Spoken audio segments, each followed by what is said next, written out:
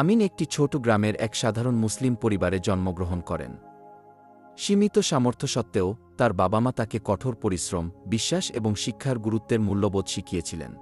ছোটবেলা থেকেই আমিন একজন ডাক্তার হওয়ার জন্য দৃঢ়প্রতিজ্ঞ ছিলেন, বিশ্বাস করতেন যে এটি একটি মহৎ পেশা যা তাকে তার সম্প্রদায়ের সেবা করার সুযোগ দেবে। প্রতিদিন সকালে তিনি নামাজ পড়ার জন্য খুব ভোরে ঘুম থেকে উঠতেন এবং তারপর মনোযোগ সহকারে পড়াশোনা করতেন। তার পরিবারের প্রাইভেট টিউশনের খরচ বহন করার সামর্থ্য ছিল না, তাই আমিন প্রায়শই রাস্তার বাতির ম্লান আলোতে পড়াশোনা করতেন।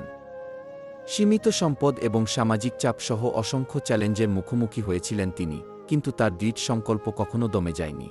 আমিনের নিষ্ঠার ফল পায় যখন সে একটি নামী মেডিকেল কলেজে ভর্তির জন্য বৃত্তি লাভ করে। মেডিকেল স্কুলে পড়ার সময় তিনি তার শিক্ষাগত দায়িত্বের সাথে ধর্মীয় দায়িত্বের ভারসাম্য বজায় রেখেছিলেন। রমজান মাসে তার নামাজ বা রোজা কখনো মিস না করার বিশ্বাসটি নিশ্চিত করেছিলেন। মেডিকেল ডিগ্রি সম্পন্ন করার পর আমিন তার গ্রামে ফিরে আসেন এবং একটি ছোট ক্লিনিক খোলেন।